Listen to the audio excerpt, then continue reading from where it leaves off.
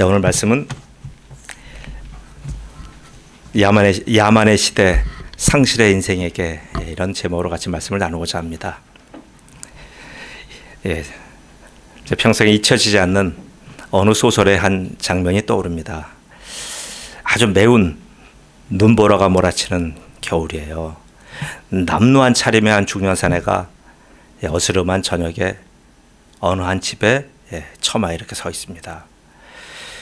눈보라를 피해서 이렇게 서 있는 것 같이 보입니다. 근데 그가 서 있는 곳 보면 위에 창문이 하나 있는데 창문 사이로는 붉은 빛이 은은한 빛이 새어 나옵니다. 또 그 빛과 함께 화목한 가족들의 저녁 식사와 저녁 파티 떠들썩한 목소리도 같이 나옵니다. 이렇게 보니까 그 안에 4명의 가족들이 이렇게 우리처럼 성탄을 맞으면서 같이 이렇게 추리를 하고 식탁에 둘러앉아서 있습니다. 벽난로에서는 아주 따뜻한 열기가 계속 뿜어나와요. 얼마나 행복해 보이는 가정인지 모릅니다. 창밖의 사내는 그 광경을 물끄러미 들여다봅니다. 무언가 할 말을 가슴에 잔뜩 품은 것 같은 그런 표정의 사내는 외벽 그늘에 비껴서서 그 광경을 한없이 바라다봅니다. 눈에는 눈물이 그렁그렁하고요. 어느새 눈물이 눈가를 넘어서 뺨을 타고 흐릅니다. 사내는 그 따뜻한 가정을 한참이나 들여다보다가는 이내 돌아섭니다. 무거운 발걸음을 이끌고 눈보라 속으로 사라집니다. 사라진 사내는 원래 저 안에 있어야 될 사람이에요. 그 가정의 가장이었어요. 사랑하는 아내와의 사이에 아들도 하나 있어요. 그는 바닷일로 생계를 꾸리는 아주 강인한 뱃사람입니다. 어느 날 그가 탄 배가 실종된 거예요. 오랜 세월 동안 기다려도 돌아오지 않고 그에 관한 모든 소식이 끊어졌습니다. 오랜 세월 기다리던 아내는 결국 재혼합니다.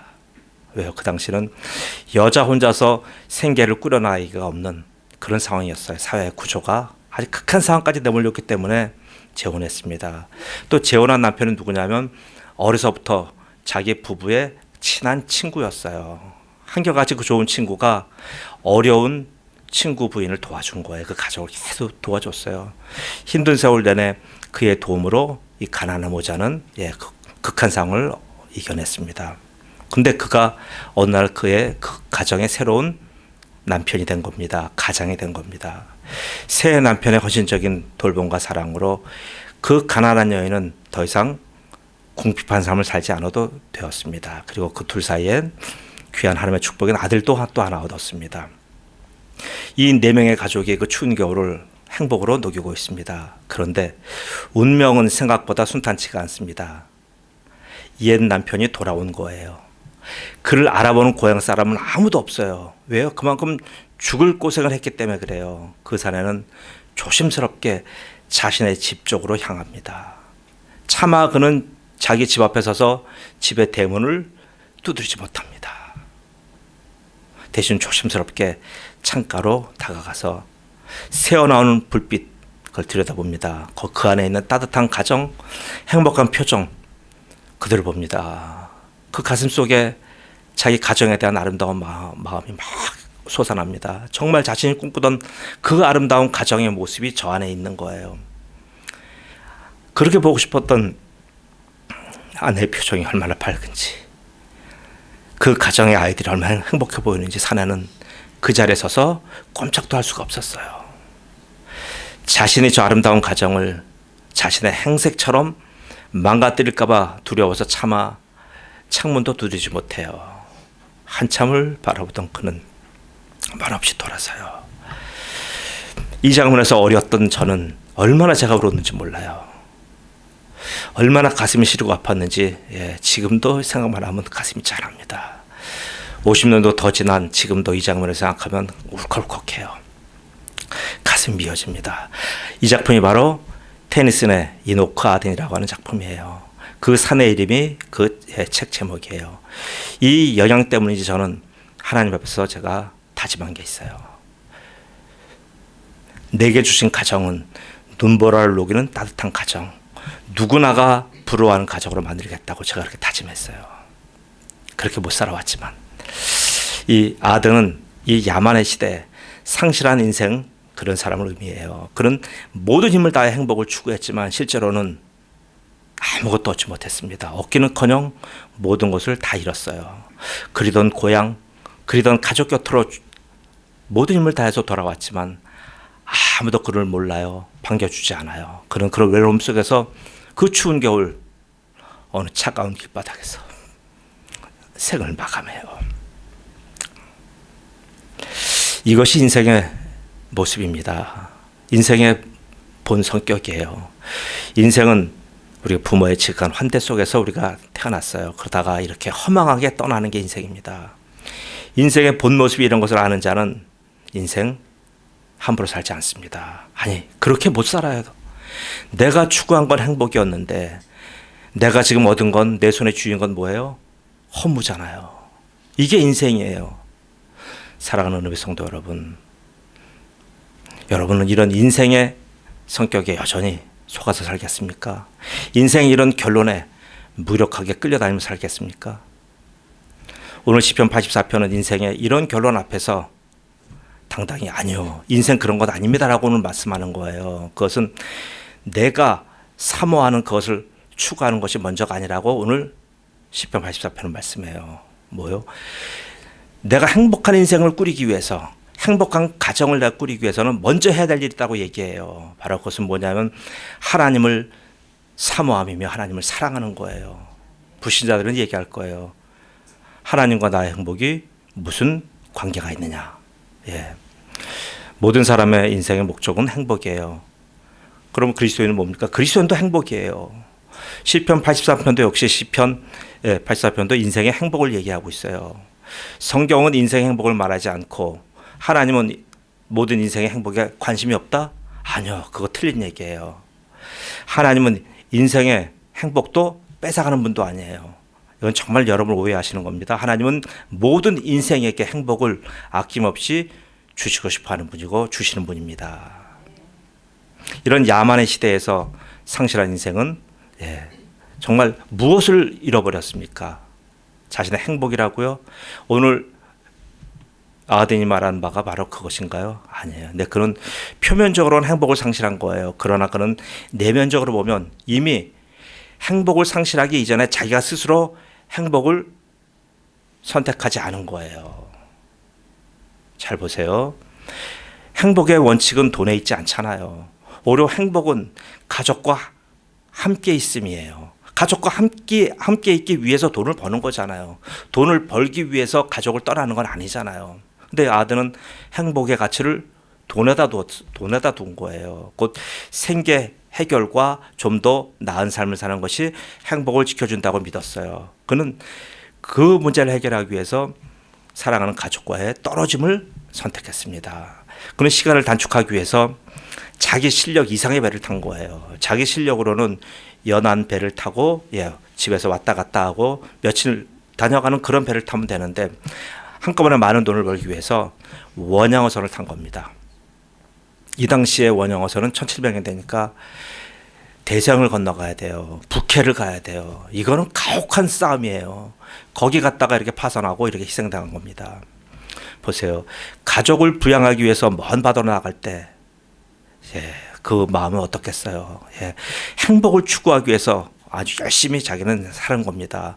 먹고 사는 문제 해결과 보다 윤택한 삶을 살기 위해서 최선을 다한 거예요.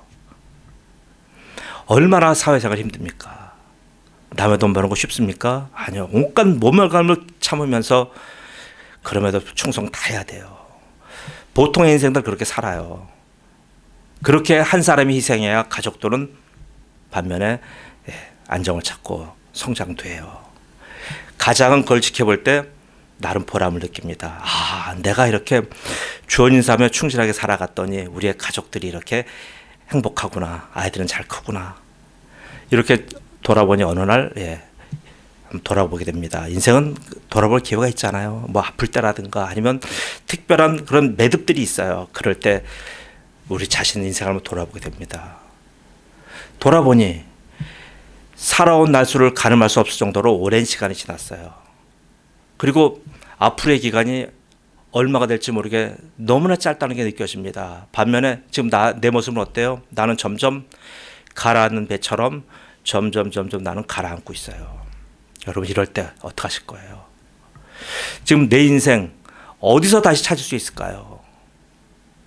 이제 지금 내가 여기서 무엇을 할 수 있단 말입니까? 지금 나의 이 생태가 그렇게 추구했던 오랜 노력의 결과인가요? 내가 그렇게 찾았던 행복 지금 도대체 어디 있는 거예요?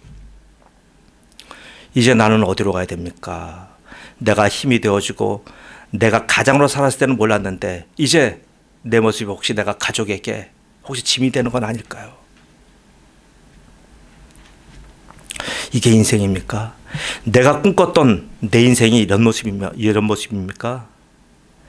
지금 사랑하는 성도 여러분의 지금 상태는 어떻습니까? 이 이노크 아든처럼 저 혹시 차가운 눈보라를 향해서 그렇게 걸어가고 계신 분 혹시 없는지 한번 돌아보시기 바랍니다. 아니면 우리도 모르는 사이 그렇게 지금 그렇게 사라져가고 침몰해가고 있는 거 아닌지 오늘 이 아침에 한번 생각해 보기 바랍니다. 그러나 시편 84편에 하나님은 어떻게 말씀하시냐면 여러분이 그렇게 사라지는 것을 절대로 하나님은 원치 않으셔요. 원치 않으셔요. 여러분 우리 일반적인 가정의 얘기를 한번 드리겠습니다. 일반적으로 가장이 한 사람이 아주 헌신합니다. 그리고 가장으로 인해서 모든 가족 구성원이 행복해집니다. 근데 이런 구도 속에서 계속 살다 보면 나중에 그 가장에게 자기가 견딜 수 없는 인생의 고통이 오고 인생의 그 장애물이 왔을 때 가장은 자기 자신 돌아봅니다. 이럴 때 보면요 너무나 힘들어요. 이럴 때 보면 나의 공로는 오고 간데 없어지고 자기 연민에 사로잡히게 됩니다. 자기 연민 속에 빠져요. 이게 지금 중년 남자들이 가지고 있는 많은 아픔 중에 하나예요. 그래서 가족들이 조금만 섭섭한 눈초리만 대하더라도 벌컥벌컥 화가 나고요. 내가 누구를 위해서 이렇게 살아왔는데 내가 누구를 위해서 이렇게 만시장이가 되도록 내가 헌신해 왔는데 왜 나를 이렇게 소홀히 대하는가 하는 그런 자기 연민에 빠지게 됩니다. 그러면서 내 인생은 무엇인가? 나는 누구인가? 여태 나는 무엇을 위해 살아왔는가 하는 자괴감에 빠지게 됩니다. 바로 이것을 중년의 위기라고 합니다. 이렇게 되면 그 사람의 심리는 어떠냐면 가족이고 뭐고 다 귀찮아져요. 그리고 이유 없는 가족 간의 갈등에도 막 휩쓸리게 됩니다. 잃어버린 청춘과 시간이 너무나 애석해요. 보상 심리로 여러 가지 많은 활동도 해요. 자, 그 활동에는 뭐 나름 긍정적인 활동도 있지만 부정적인 활동도 있어요. 이렇게 지나게 됩니다. 지금 이 사회에 많은 중년의 가장들이 지금 이러한 어려움 속에 놓여 있어요. 자, 그럼 이런 삶 속에서 지금 우리가 어떻게 살아야 되겠습니까? 무엇을 바라고 살아야 되겠습니까? 우리의 표대를 어디다 두고 살아야 되겠습니까? 여전히 내가 살아왔던 내 삶에 관성의 법칙대로 그대로 살아가겠습니까? 아니요, 이제 그럴 시간이 없어요. 그러기에는 우리의 인생이 너무나 고귀한 거예요. 이 짧은 인생, 여러분 그렇게 지금 내가 누구를 위해서 살고 내가 누구 때문에 여기까지 왔다 이런 얘기 하겠습니까? 내 인생의 본연의 목적은 무엇이고 이 땅에 주어진 한 번밖에 없는 내 인생에 걸어가야 될 길, 내가 제대로 사는지 한번 내 인생과 한번 우리가 직면해 봐야 되는 건 아니겠습니까? 그래서 저는 오늘 시편 84편의 말씀을 통하여 행복한 인생으로 마감하기 위해서 성경이 제시하는 세 가지의 원칙을 여러분과 함께 나누고자 합니다. 자, 첫째는 우리가 이렇게 흔들리는 사회 속에서 그리고 상실한 인생들이 어떻게 좀 회복될 수 있느냐, 어떻게 내가 행복한 인생을 마무리할 수 있느냐, 이것은 중년뿐만 아니라 모든 사람에게 해당되는 얘기예요. 자, 첫 번째는 나의 위치를 아는 겁니다. 곧 내 인생의 위치를 아는 거예요. 성경 말씀하시는 것이 그런 겁니다. 지금 내 인생의 위치가 어디 있을 때 가장 행복하냐? 바로 성경 말씀하십니다. 시편 84절에 주의 집에 있을 때 행복하다고 얘기하는 거예요. 내가 직장에도 있었고 사회도 있었고 친구들 간에 많은 관계 속에 내가 있었지만 그것은 행복한 상태가 아니다라고 성경은 얘기하는 거예요. 인생의 가장 행복한 상태는 주의 집에 있을 때 행복하다 이렇게 얘기하는 거예요. 그래서 뭐라고 얘기합니까? 주의 집에 사는 자들은 복이 있나니 그들이 항상 주를 찬송하리이다. 셀라. 네.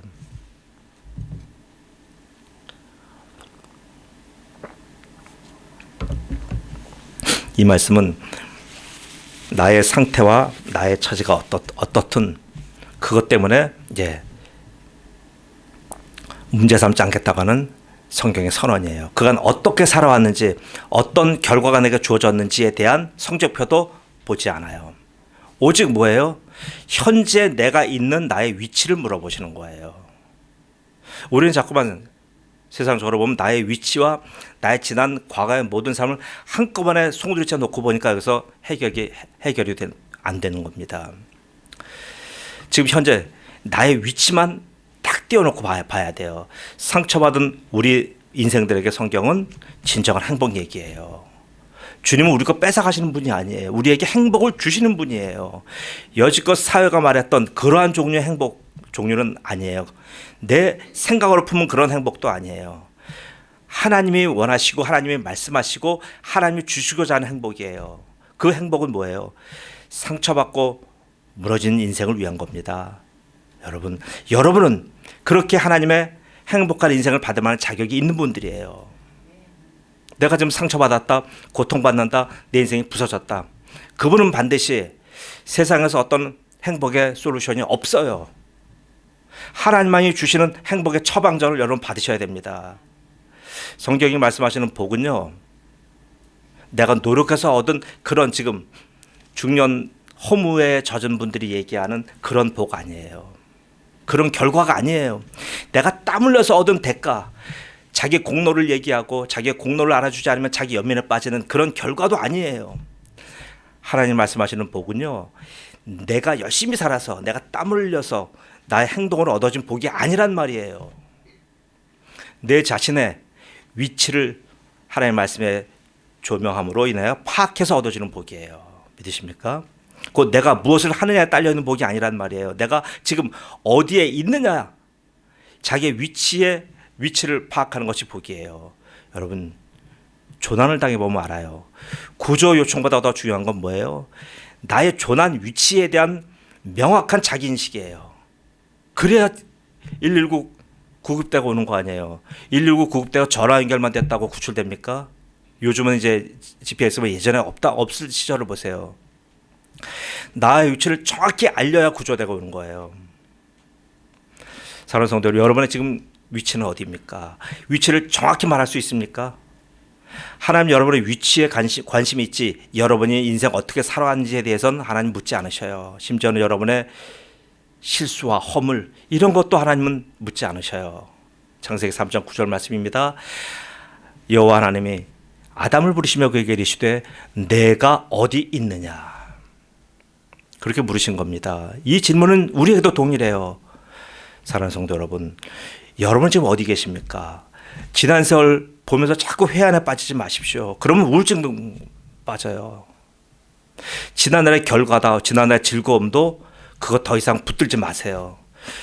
정직하게 지금 현재 있는 나의 위치와 지금 나의 상태와 한번 자기 돌아보시기 바랍니다. 하나님의 구출은 거기서부터 시작되는 거예요. 내 인생의 회복은 나의 위치를 정확히 아는 것부터 시작되는 거예요. 여러분이 지금 조난 상태라고 생각되시거든 여러분의 있는 조난의 위치를 정확히 하나님께 말씀하십시오. 행복은 거기서부터 시작되는 겁니다. 자신의 위치를 모르는 자들에게 하나님의 복이 전달되지 않아요. 그래서 하나님은 사랑하는 자녀에게 그 위치를 알려주기 위해서 수많은 어려움조차 허용하신 겁니다. 수많은 아픔을 지켜보신 거예요. 그렇게 오랜 세월 숱한 시간 동안 하나님은 여러분을 기다리고 또 기다리신 거예요. 그럼에도 여러분은 하나님에 대해 모르쇠로 일관했습니다. 여러분이 하나님이 주시는 복에 대해서 자기 스스로 귀를 막은 거예요. 그래서 하나님은 그 귀를 막은 자들에게 자기의 현 위치를 알게 하기 위해서 어려움을 허용하신 겁니다. 하나님은 여러분을 도탄 속에 빠뜨리는 분이 아니에요. 여러분이 자기의 위치를 지금 명백히 알게 하기 위해서 여러분에게 숱한 어려움과 환난도 허용하신 거예요. 자, 두 번째, 이 상실한 인생들에게 무엇을 하나님께서는 알려주십니까? 행복하기 위해서 두 번째는요, 너 자신의 마음의 상태를 알려는 거예요. 우리가 위치가 내가 있는 그 하드웨어적인 상태라면 이 상태는 뭐냐면 내적인 거예요. 소프트웨어적인 거예요. 시편 84편 5절입니다. 주께 힘을 얻고 그 마음에 시온의 대로가 있는 자는 복이 있나이다. 마음에 시온의 대로가 있는 자가 그 자기 상태잖아요. 내 마음의 상태가 이런 자가 행복한다라고 하는 거 말씀하는 거예요. 컴퓨터의 성능이 외장에 있지 않잖아요. CPU에 있잖아요. 마찬가지예요. 인생의 실력은 내면에 있지 외부에 있지 않습니다. 사람의 행복은 외면에 있는 것 같아도 실제적으로 내면에 있는 거예요. 자, 속사람에게 있지 겉사람에게 있지 않아요. 겉사람이 그렇다고 중요하지 않은 건 아닙니다. 겉사람이 중요하지만 속사람에 비해서 다소 제한적이라는 의미예요. 속사람이 바로 그 사람이에요. 겉으로 보이는 사람은 그 사람의 일부일 뿐입니다. 그 사람의 모든 것이 아니에요. 겉사람은 수많은 한계와 제한 속에서 살아가는 또 다른 자기의 일부일 뿐입니다. 겉사람의 능력 차이는 그다지 많지 않아요. 우리는 자꾸만 겉사람을 보고 이것저것 판단하고 해서 우리가 그것 때문에 실망도 하고 그것 때문에 속도 살가는데 아니요. 겉사람의 차이는 그렇게 크지 않아요. 그러나 속사람의 경우는 달라요. 왜요? 속사람의 능력은 상상을 초월해요. 지금 모든 인류의 문화의 발전과 발명을 얻어 속사람에서 나오는 거잖아요. 우리 내면의 속사람에게는 특별히 세상 사람이 없는 게 있어요. 그게 뭐냐면 바로 하나님의 생기입니다. 여러분에게는 내가 행복해야 될 이유가 뭐냐면 행복할 수밖에 없는 이유는 뭐냐면 여러분 속에 하나님의 생기가 있는 거예요. 에베소 3장 16절입니다. 그의 영광의 풍성함을 따라 그의 성령으로 말미암아 너희 속사람을 능력으로 강건하게 하시오며 성령께서 우리의 속사람을 능력으로 강건하게 붙들어 주시는 거예요. 그런데 왜 우리가 밤에 지치고 힘들고 우리 겉모습만 보고 자꾸 우리가 자기 연민에 빠집니까? 이렇게 우리의 속사람이 성령으로 차고도 넘치는 거예요. 그런 사람의 마음속에는 하나님을 열망하는 큰 길이 있다고 성경이 얘기해요. 바로 그것을 시온의 대로라고 표현했어요. 소로도 아니에요. 그의 내면에는 겉에서 보이지 않는 하나님과 직통으로 연결되는 큰 도로가 성령님에 의해서 개설되어 있는 거예요. 그 길은 십자가의 길입니다. 예수님이 십자가에 오르신 비아 돌로로사예요. 곧 마음속에 있는 시온의 대로는 예수 그리스도께 향하는 예수 그리스도가 놔주신 십자가의 길입니다. 바로 예수님이잖아요. 그래서 그 내면에 예수님으로 충만한 거예요. 예수님과 함께 동행하는 것을 행복감으로 여기게 되는 거예요. 자, 세 번째입니다. 세 번째는 행복한 인생 세 번째. 이런 좀 상실한 야만의 시대와 상실한 인생들이 지금 행복감을 찾는 세 번째는 바로 관계를 아는 겁니다. 관계성을 다시 한번 살펴보는 거예요. 인생은 뭐예요? 인생은 관계잖아요. 왜 사회예요? 사회는 기본적으로 유아독존 못해요. 사회는 관계성을 기초로 한 집단이에요. 인생 혼자로 살 수 있습니까? 혼자 살 수 있다면 한다면 살아도 되지만 자신 없어요. 그래서 관계가 너무나 중요한 겁니다. 어느 정도 중요하면 관계가 그 사람의 행복을 좌우하기도 해요. 관계성은 사실 사회적 건강성의 척도입니다. 성도 여러분, 관계가 나쁜 사람 치고 행복한 사람 별로 없어요. 잘 보세요. 본문 말씀이 시편 84편 12절에 뭐라고 말씀하냐면 만군의 여호와여 주께 의지하는 자는 복이 있나이다. 성경의 행복은 사회적인 관계성 여부를 얘기하기 전에 먼저 하나님과의 관계성을 얘기하는 겁니다. 여러분과 지금 하나님 사이의 관계성은 지금 어떠십니까? 이 관계성을 지금 뭐라고 표현하냐면 의지라고 말씀한 거예요. 의지한다. 의지함을 하고 말씀하는 거예요. 여기서 의지하는 것은요. 믿음과는 약간 차이가 있어요. 자, 믿음은 잘 들으십시오. 믿음은 하나님의 계시에 대한 우리의 인격적인 반응인데 인격적인 반응 중에서 특별히 지적이고 의지적인 반응을 포함하는 게 믿음이에요. 자, 다시요. 믿음은 하나님의 계시에 대한 우리의 인격적인 반응인데 인격적인 반응 중에서 특별히 지식적이고 지적이고 그다음에 의지적인 부분을 강조하는 것이 믿음이에요. 그러나 여기서 의지하는 건 뭐예요? 의지한다는 것은 바로 그 하나님의 존재와 인격에 대한 신뢰를 바탕으로 하는 우리의 인간의 인격의 부분에서 정서적인 안정감과 평안을 얘기하는 거예요. 그러니까 정서적으로 요동함이 없는 거예요. 우리가 보시면 그렇잖아요. 어떤 분은 참 여러 가지 많은 부분이 지식도 많고 의지도 강하지만 정서가 불안한 분들이 있어요. 보면 굉장히 불안해해요. 어떤 일을 하든지 간에 막 초조해요. 강박관념 같은 게 있어요. 이분들은 왜 그러냐면요. 믿음이 없어서 그런 게 아니에요. 이분은 하나님을 내가 정서적으로 의지하지 못하는 거예요. 이 훈련 받지 못한 거예요. 정서적인 의지가 얼마나 중요한지 아십니까? 부부지간에 서로 얼굴을 맞대는데 늘 한편이 불안해하고 초조해 보세요. 상대방도 불안한 거예요. 심리적인 안정감이 와야 돼요. 그러려면 뭐예요? 봐서 이게 내가 만군의 여호와 주께 의지하는 자는 행복한 거예요. 이 의지가 하나님으로 말미암아 내가 지금 여러 가지 많은 환난과 고초가 있는데도 불구하고 주님을 의지하며 걱정이 안 돼요. 내 마음 편하다.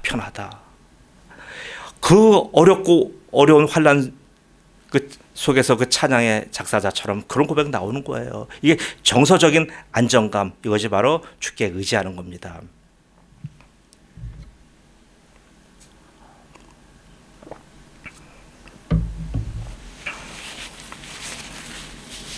이 정서적인 안정감은 내가 근심에서 해방되고 염려가 없는, 그래서 평강과 안전한 그런 상태를 얘기합니다. 그래서 성경은 인생을 의지하지 말라고 해요. 왜요? 인생을 의지하고 따르는 것은요, 출세도 할 수도 있고 내가 좋은 베네핏도 얻을 수 있어요. 그러나 뭐를 받을 수 없어요. 인생을 따라가면요, 평강을 얻을 수가 없어요. 안전하지도 않아요. 행복하지도 않아요. 그래서 시편 146편 3절은 그렇게 말씀합니다. 귀인들을 의지하지 말며 도울 힘이 없는 인생도 의지하지 말지니. 그런 분들 아무리 쫓아다녀 봐야 나에게 어떤 이득은 주지만 내 심령까지도 안정과 평안과 평강 주지 못해요. 사람을 따라다니는 자들은 늘 불안해요. 정치들 보시면 알잖아요. 아무리 유명하고 능력 있는 자라고 할지라도요, 사람을 따라다니면 행복하지 않아요. 그 관계를 유지하기 위해서요, 나의 피땀을 바쳐야 돼요. 때로는 내 목숨까지도 바쳐야 될 일이 많이 생겨요. 반면에 하나님을 의지하는 것은 너무나 행복한 일입니다. 얼마나 행복한지 그 입에서 자기도 모르게 감사와 찬양이 막 튀어나오는 거예요. 이거는요, 행복하지 않은 사람, 정서적으로 안정되지 않은 사람은 흉내내지 못하는 경지예요. 저 사람은 굉장히 힘들고 어렵고 밤낮 여러 가지 많은 곤란 속에 있는데 보면 너무나 평안해요. 늘 입에 찬양을 달고 살아요. 여러분, 시편 50편 10절입니다. 내가 하나님을 의지하여 그의 말씀을 찬송하며 여호와를 의지하여 그의 말씀을 찬송하리로다. 이런 거예요. 사랑하는 은혜의 성도 여러분, 지금 시절이 수상하잖아요. 얼마나 이 시대가 혼미한지 저는 이 시대를 야만의 시대, 상실의 시대라고 저는 이렇게 표현하고 싶어요. 야만의 시대, 상실의 시대는 따라서 상실한 인생들이 넘쳐나는 거예요. 요즘 한국의 시대상을 한번 보세요. 아노미 상태입니다. 극도의 혼란 상태예요. 아나키즘의 상태예요. 무정부 상태예요. 토마스 홉스의 말대로 호모 호미니 루푸스란 말이에요. 왜요? 보세요. 이건 뭐냐면 사람이 사람에게 인격이 되지 않는 사회라는 거예요. 지금 보세요. 여러분, 내가 진영이 다르고 이념이 다르면 그에게 편하게 얘기할 수 있습니까? 얘기할 수 없어요. 지금 사람이 아니라 사람이 서로 늑대가 된 겁니다. 이건 뭐예요? 사람이 서로가 서로에게 늑대가 되었어요. 늑대로 생각하고요. 늑대로 말하고요. 늑대로 살아가면서 늑대로 경쟁하는 거예요. 말 조심해야 되는 게 요즘 세상이 된 거예요. 한국의 정치판을 보세요. 저 모습이 인격의 세상입니까? 저게 평강한 세상입니까? 하나님의 창조의 아름다운 모습입니까? 아니요. 늑대의 시대잖아요. 늑대의 무리들이잖아요. 지금 시대는 상실의 시대입니다. 늑대가 마치 썩은 고기 더 취하려고 서로를 죽고 죽이는 이런 사회 모습이에요. 여러분, 비단 정치판만 그러겠어요? 아니요. 세상이 이런 거예요. 저 정치판은 세상의 축소판이에요. 세상이 이래요. 그러므로 사랑하는 우리 성도 여러분, 세상은 의지할 건 못 됩니다. 세상은 행복하지도 않아요. 안전하지 않아요. 오직 우리에게 행복은 만군의 여호와 하나님입니다. 그 아들 구주 예수 그리스도입니다. 보혜사 성령님입니다. 그러므로 여러분 권면합니다. 이제 다른 행복 구하지 마세요. 인생 그만큼 살아왔으면 이제 좀 아실 거 아니에요. 오직 하나님 한 분만으로 여러분 행복해지시기를 바랍니다. 그 사람이 그리스도인이에요. 이런 인생으로 살아가는 의뢰비 성도가 되시길 예수님으로 축복합니다. 아멘. 전능하신 아버지 하나님 은혜 감사합니다. 아버지 하나님, 우리는 표대를 잃었습니다. 이 야만의 시대 속에서 수많은 상실한 인생들이 아버지 하나님, 이것이 길인지 저것이 행복인지 그렇게 얘기하며 쫓아다녔는데 결국은 인생의 마지막에 서고 보니 하나님, 그 모든 것이 허망과 허무와 거짓이었다는 것을 깨닫게 됩니다. 아버지 하나님, 우리는 너무나 감사하게 인생의 끝이 오기 전에 이미 인생을 시작하고 인생을 살아가는 이 도중 속에 하나님, 내 위치를 알게 하시며 나의 상태를 알게 하시며 나의 관계성을 알게 하신 하나님을 찬양합니다. 그러므로 오늘 이 말씀을 사랑하는 의복교회 성도 모두가 이제 인생의 진정한 행복이 하나님께 있음을 하나님 고백하며 그렇게 주님만 바라보고 달려나가는 위대한 성도들로 축복하여 주옵소서. 감사하며 예수님의 이름으로 기도드리옵나이다. 아멘. 찬송가